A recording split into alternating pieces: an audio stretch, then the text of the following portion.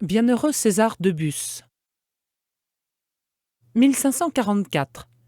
Le monde chrétien est en crise. L'une des crises les plus graves de son histoire. Crise non seulement religieuse et doctrinale, mais crise de civilisation aussi. César de Bus vient au monde en cette période troublée où les hommes s'ouvrent progressivement à la culture, aux arts et au règne du plaisir. Lui-même se laissera entraîner pendant l'adolescence et le début de l'âge adulte sur la pente de la facilité à laquelle le prédisposait sa condition et sa fortune. Vie légère, insouciante, d'un être doué, brillant en société, poète à ses heures, davantage sensible à la jouissance de tout qu'aux exigences de l'Évangile. La conversion ne pouvait être que radicale. C'est en ces termes que le pape Paul VI présentait, le 27 avril 1975, le nouveau bienheureux qu'il élevait aux honneurs des autels.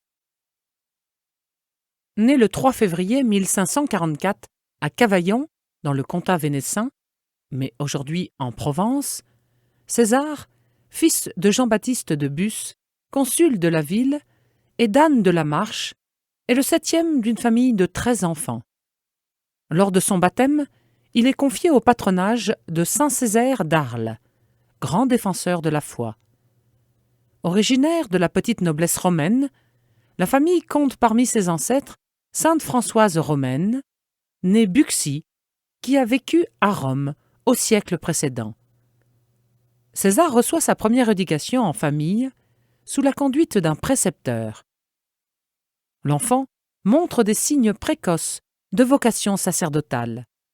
Il se fait remarquer par sa piété, sa douceur de caractère et une grande modestie. Il poursuit ses études en Avignon, dans un collège, puis à Cavaillon. Il est admis, malgré sa jeunesse, dans la confrérie des pénitents noirs de la ville, dont le but est d'imiter Jésus-Christ, en particulier dans les souffrances et les humiliations de sa passion, par des processions pénitentielles, mais aussi des exercices de mortification personnelle. César y voit un moyen de se prémunir contre les pièges du démon. Son zèle le fera élire recteur de la confrérie. Au début du règne de Charles IX, la Provence est en proie aux troubles occasionnés par les menées des protestants. En 1562, César, âgé de 18 ans, s'engage pour la défense de l'Église et de la foi. La préparation qu'il estime la plus urgente est une confession générale de ses péchés, car les périls des combats sont plus à redouter pour l'âme que pour le corps. Il envisage la campagne comme une croisade, assiste chaque jour à la messe, prie avec ferveur matin et soir et s'illustre au combat. Les railleries de certains soldats contre la vie vertueuse ne le troublent pas. Peiné par les désordres qu'il remarque dans le camp catholique, il ne s'érige pourtant pas en censeur. Son exemple seul parle. Il se lie d'amitié avec un gentilhomme de Cavaillon, du même âge. Tous deux se soutiennent mutuellement dans leur devoir d'État de soldats. La guerre prend fin avec l'édit de pacification signé à Amboise le 19 mars 1563. Démobilisé, César retourne à ses études littéraires et artistiques. Les attraits du monde. Depuis quelques années, son frère Alexandre, jeune officier, vit à la cour. Il gagne l'estime du roi, qui le comble de faveurs. Alexandre devient chef de la garde de Charles IX. En 1565, il invite César, qu'il aime plus particulièrement, à le rejoindre, promettant de l'introduire à la cour, de lui obtenir une place honorifique, des amis et une fortune. Flatté par de si belles promesses, César, tout en conservant ses habitudes de piété, se laisse éblouir et cède. Nous ressemblons à des gens qui portent un trésor dans des poteries sans valeur. De ces paroles de saint Paul aux fidèles de Corinthe, le pape François a donné un commentaire lumineux à l'occasion des Journées mondiales de la jeunesse au Brésil, le 25 juillet 2013. L'Église, dit le pape, a beaucoup souffert et souffre beaucoup chaque fois qu'un des appelés à recevoir le trésor dans un vase d'argile accumule des trésors, se consacre à changer la nature de l'argile. Il croit être le meilleur, ne plus être en argile. Or, les hommes sont faits d'argile jusqu'à la fin, et personne ne peut les sauver de cela. Jésus les sauve à sa manière, mais pas à la manière humaine, qui est celle du prestige, des apparences, des postes importants, poursuit le pape François, dénonçant ainsi le carriérisme qui fait tant de mal à l'Église. César se rend donc à la cour, non pour servir Dieu, mais par esprit mondain. Le désir de paraître, l'ambition et la sensualité qui l'animent vont le conduire par étapes au naufrage. La chute est profonde, et elle l'aurait été davantage si Dieu, qui voulait le sauver, n'avait mêlé des amertumes à ses enivrantes douceurs. Toujours, on promet au jeune homme des charges, et jamais il n'en reçoit. Déçu dans ses ambitions, et travaillé par les remords de sa conscience, il se fixe en 1570 dans la ville d'Avignon pour y mener une vie encore toute mondaine. La chute de ce pieux jeune homme peut de prime abord étonner. Elle devient plus compréhensible pour qui réfléchit à la tactique du diable, si bien décrite par saint Ignace dans les exercices spirituels. Les démons tentent les hommes en leur inspirant d'abord le désir des richesses, afin de les conduire plus facilement à l'amour du vain honneur du monde, et de là à un orgueil sans bornes. De sorte que le premier degré de la tentation, ce sont les richesses, le second, les honneurs, le troisième, l'orgueil, et de ces 3 degrés, il porte les hommes à tous les autres vices. Comment déjouer ces pièges, sinon par l'humilité et le détachement? Quiconque parmi vous, affirme Jésus, ne renonce pas dans son cœur à tous ses biens, ne peut être mon disciple. Où allez-vous? En 1573, la mort de son père et celle de son frère Charles, chanoine de la collégiale de Salon de Provence, portent César à réfléchir. Il retourne à Cavaillon. Là, de saintes et humbles personnes vont l'aider dans son chemin de conversion. Pour l'inciter à méditer et à prier, une veuve analphabète, Antoinette Réveillade, demande à César de lui lire la vie des saints.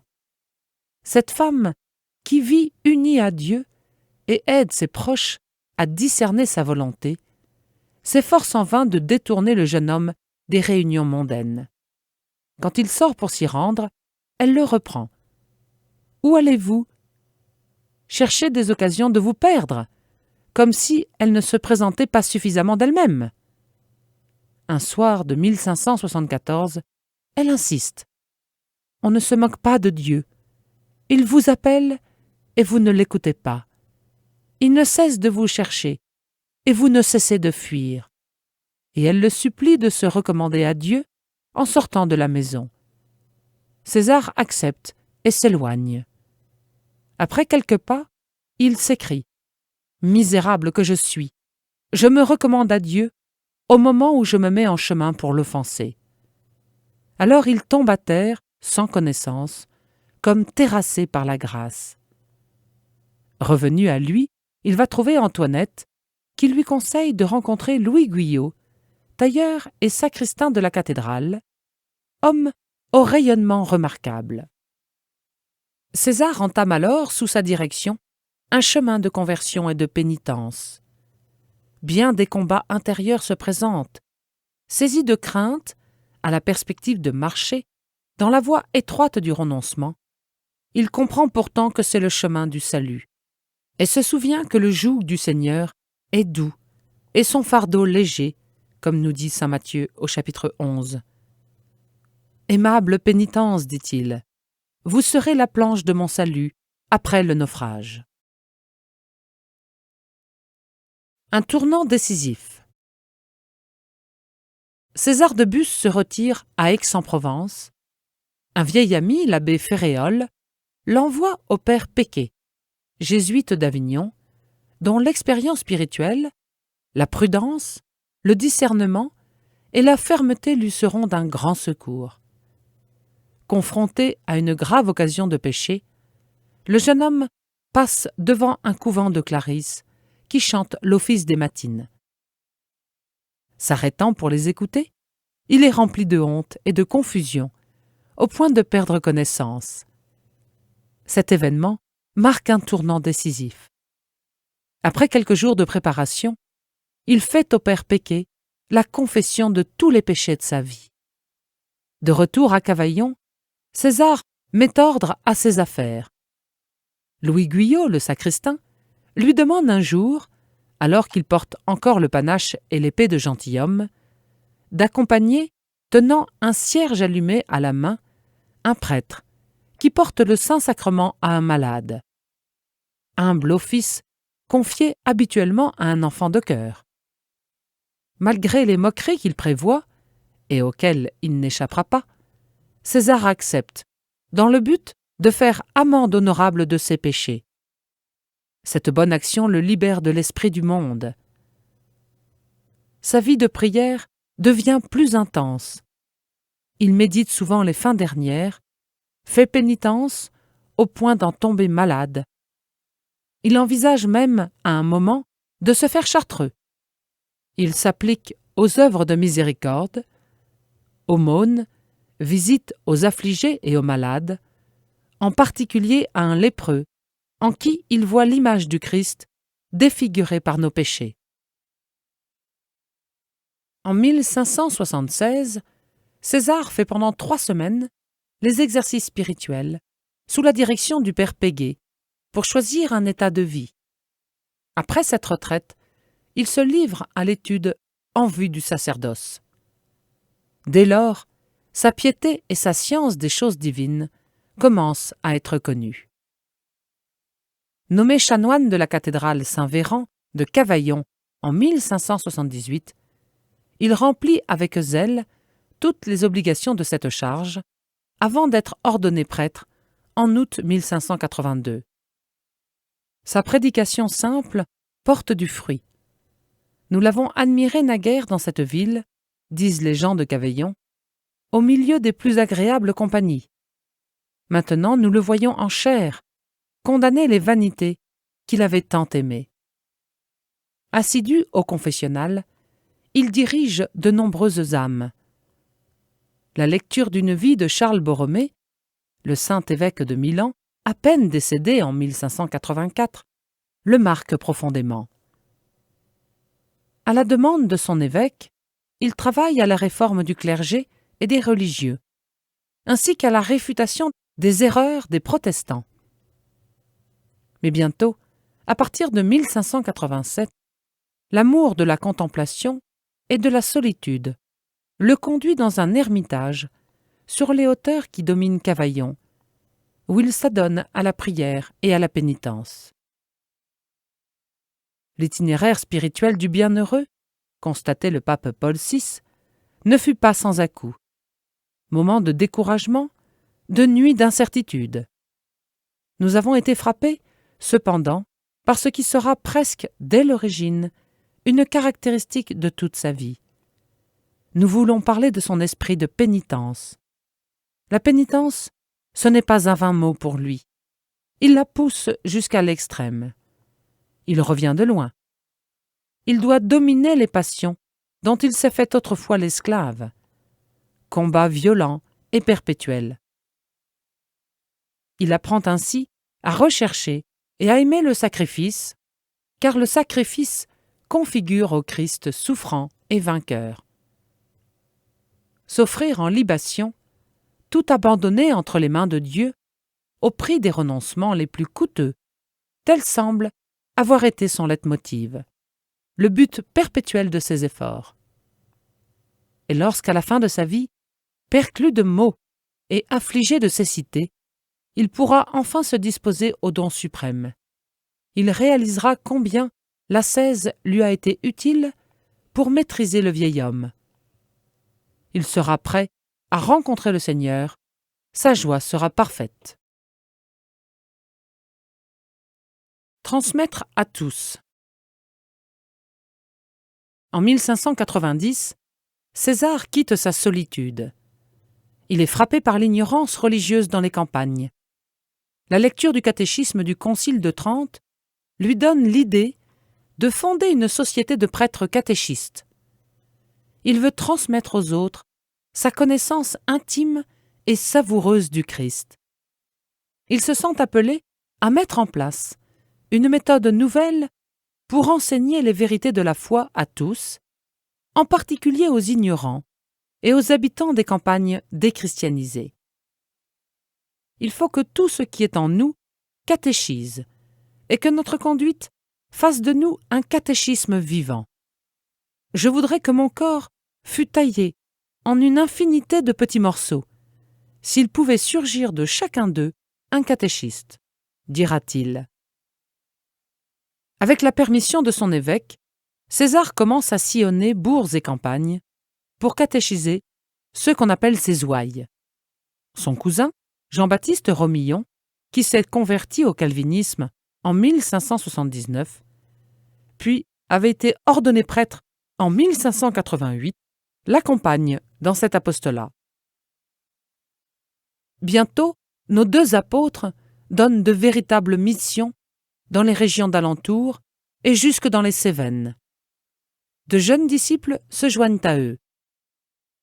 L'intuition, le génie, pourrait-on dire, de César de Bus, notait le pape Paul VI, est de mettre le doigt sur un besoin primordial, pressenti avec tant de perspicacité par les pères du Concile de Trente, avec le catéchisme dont ils ordonnèrent la rédaction, afin que tous les pasteurs, de l'évêque au curé, d'une modeste paroisse, possèdent un manuel de référence. Mais le terrain est encore en friche, le dénuement du peuple est extrême, et le dévouement de ses ministres ne suffit pas à lui seul à le pallier.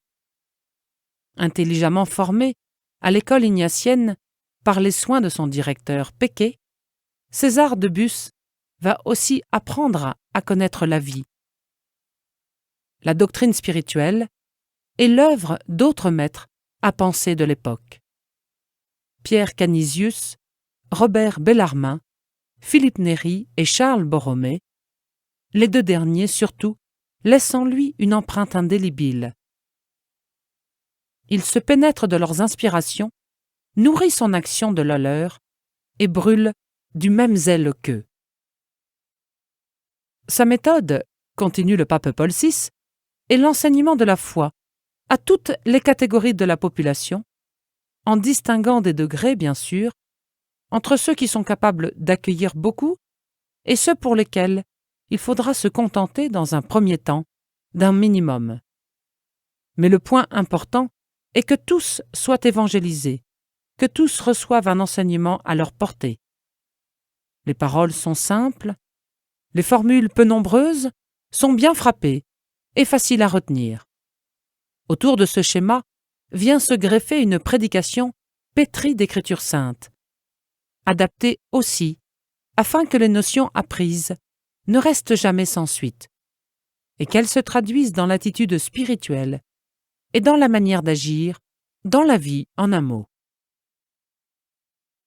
Le 29 septembre 1592, avec ses 5 premiers compagnons, César de Bus fonde, à l'Isle-sur-la-Sorgue dans le Vaucluse, la congrégation des prêtres de la doctrine chrétienne, avec l'approbation de Monseigneur Bordini, évêque de Cavaillon, puis celle du pape Clément VIII en 1598.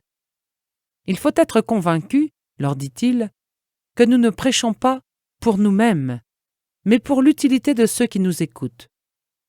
Le père de Bus institue pour l'enseignement du catéchisme un système graduel qui consiste à présenter l'essentiel de la doctrine en 3 cours successifs. La petite doctrine s'adresse à ceux qui n'ont encore aucune connaissance. On y apprend le signe de la croix, les principales prières, les commandements, les sacrements et les mystères de la foi. La moyenne doctrine donne une explication par des instructions familières, puis un aperçu de l'Écriture et des pères de l'Église.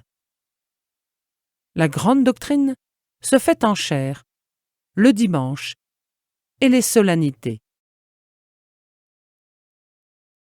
Éduquer dans la foi, c'est beau. César emploie un langage qui parle au sens et à l'imagination. Il fait participer les familles au catéchisme. Il présente la doctrine à partir des centres d'intérêt de la vie des gens, compose et chante des textes qui illustrent son enseignement. Il peint lui-même ou fait peindre des tableaux sur des thèmes religieux et les explique plusieurs jours de suite. César souligne également la nécessité de relier enseignement, prière et engagement de vie chrétienne. Sa préoccupation est partagée de nos jours par le pape François.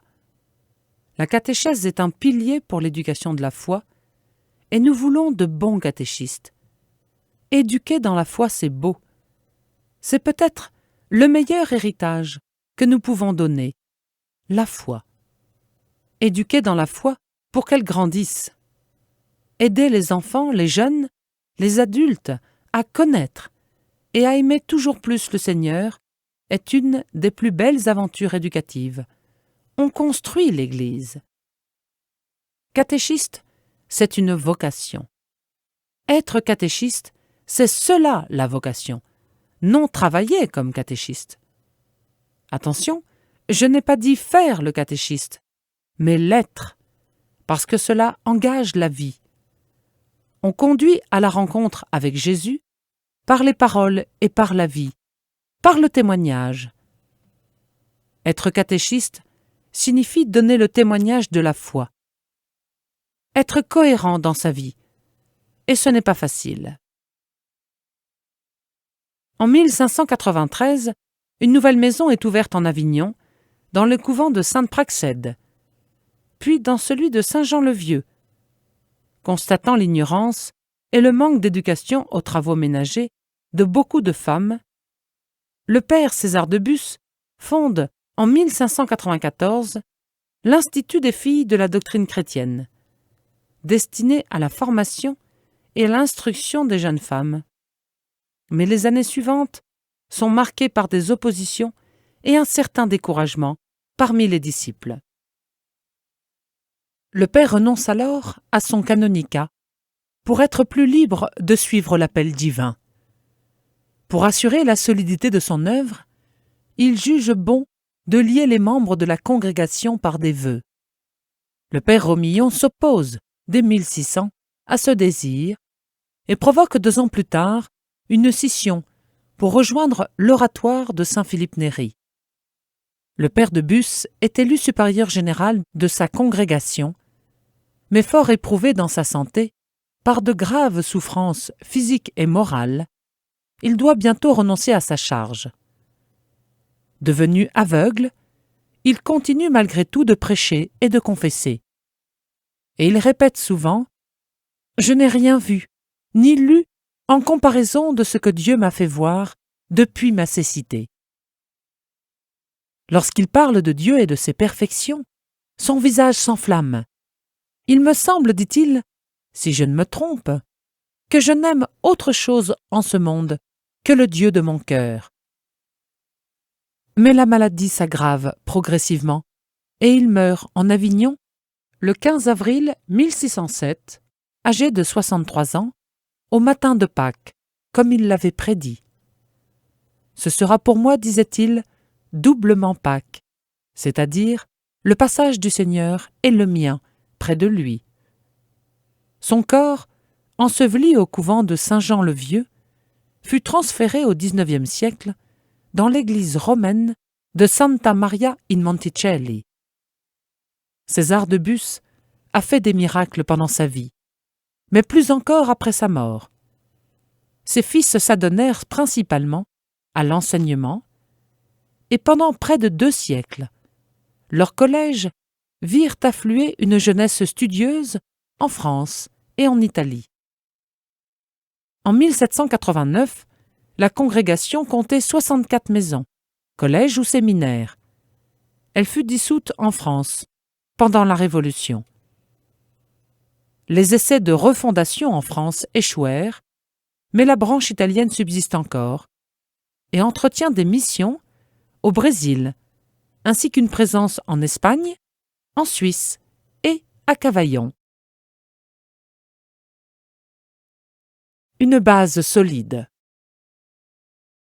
La vie de César de Bus est une leçon pour notre temps, remarquait Paul VI lors de la béatification.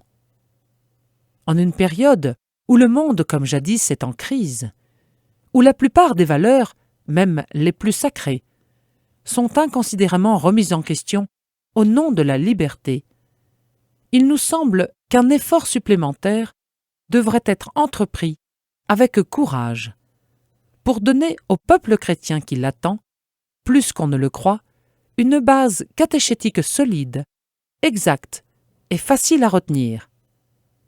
Nous comprenons bien que l'adhésion de la foi soit difficile aujourd'hui, particulièrement chez les jeunes, en proie à tant d'incertitudes. À tout le moins, ont-ils le droit de connaître avec précision le message de la révélation. De nos jours, ce message nous est proposé dans le catéchisme de l'Église catholique, dont on peut d'abord lire, voire apprendre par cœur, les « en bref », mais aussi dans le compendium du catéchisme de l'Église catholique ou dans la profession de foi de Paul VI. Ce sont là des références universelles et sûres, car elles émanent de l'Église. La lecture peut se faire en groupe, en famille ou de manière individuelle. Pour être féconde, elle doit susciter la méditation et la mémorisation. La prière y trouve son aliment.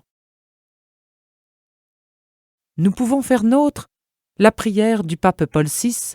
« Bienheureux César de Bus, disait-il, toi qui nous as laissé l'exemple admirable d'une vie toute donnée à Dieu, toi qui brûlais du désir de communiquer la vie de Dieu à tes frères, intercède maintenant pour nous auprès du Seigneur, pour que le même feu nous consume et que la même charité nous presse. »